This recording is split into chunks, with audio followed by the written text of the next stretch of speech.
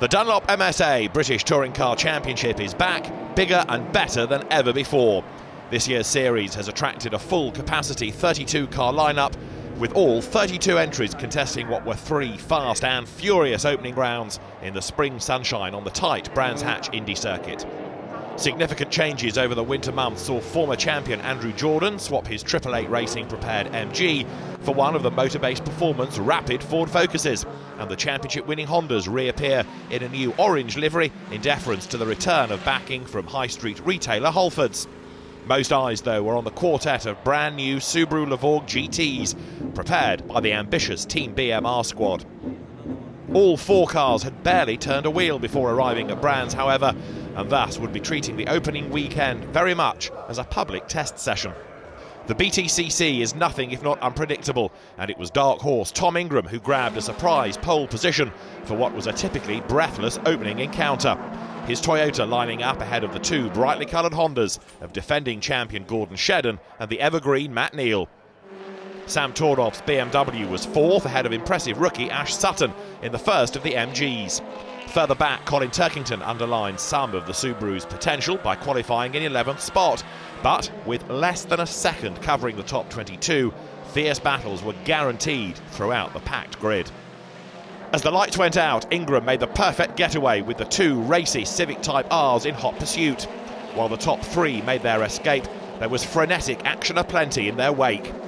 The fast-starting Rob Collard went shoulder to shoulder with teammate Tordoff's BMW. Motor-based pair Jordan and Matt Jackson were also getting to know each other a little more closely as they exchanged paint on the blast past the pits.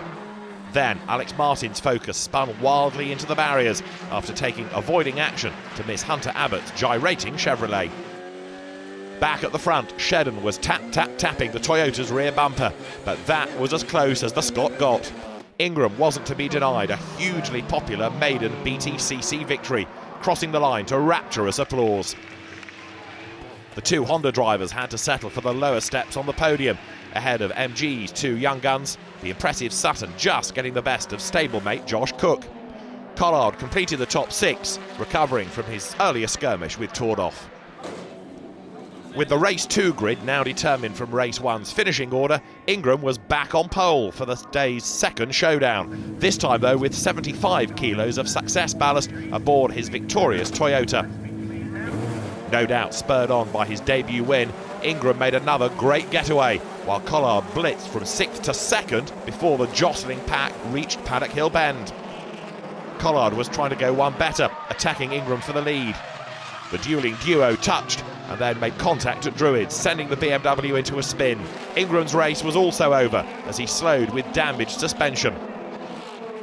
So it was Shedden and Neal who inherited the top 2 positions, sailing on to give Honda its first 1-2 finish of the campaign.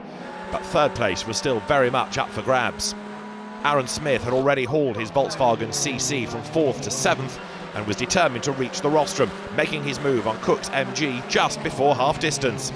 Jordan and Jackson were also on the move, the pair of flying Focuses squeezing past Sutton to claim 4th and 5th places by the checkered flag. Just outside the top 10, Jason Plato added some more history to his unrivaled tally of 94 race wins by scoring the first ever points for Subaru.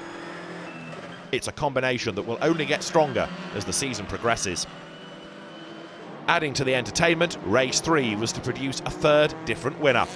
With the top 9 reversed on the grid, Tordoff found himself on pole, lining up alongside Adam Morgan's yellow Mercedes, with Jack Goff in another of the BMWs in 3rd spot. While the start was clean up front, behind the 2 new motor-based teammates were once again getting too close for comfort.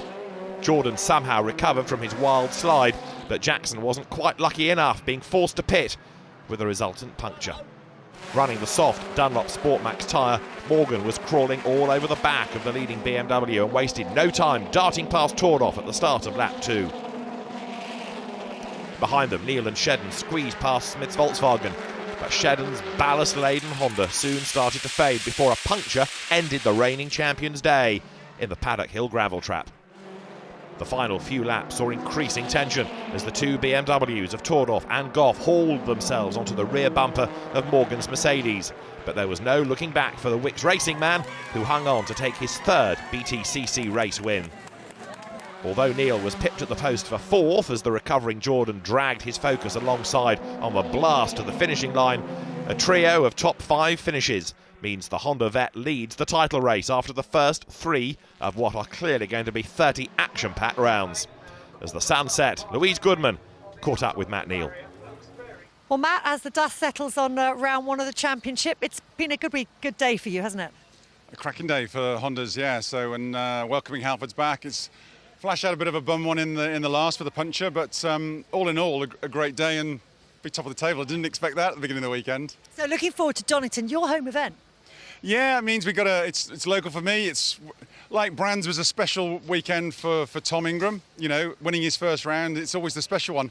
Donington holds that for me, and obviously I had the pleasure of removing 250 grand from Alan Gower's pocket that weekend, so it's exceptionally special. But yeah, it's going to be tough because it's so close at the moment, and carrying the big weight into qualifying, it's going to be yeah, an adventure. Who do you think we should be looking out for when we get to Donington Park? I hope not the Subarus. I hope they don't get their head round, but they seem to be doing a really good job so far and getting on the pace with them. But obviously Flash is going to be there, the Fords are going to be there, you know, the Mercs, the BMWs are up in the game. You know, if you're Ladbrokes, you're not going to want to put odds on this one, are you?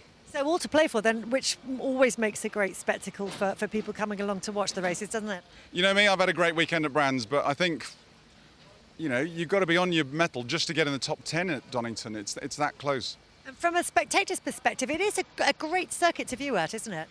Yeah. If you're on the back looking at the infield, you can see so much all down Craner curves, all the way up through Starkeys into McLean's, my favourite place for overtaking. Now, obviously, the teams have all come here for the first round. Some not having had much time to work on their cars. How much work can you do in terms of setup changes, testing prior to the next round? You know, we act like a silky ship, but we've got everybody's got a lot of problems and a lot of room for improvement, and we've got our own. We've got a lot of work to do before Donington, so we're not stopping, we're not resting on our laurels. We're going to be working hard and to try and come out harder and faster at the next one. See you there. Thanks.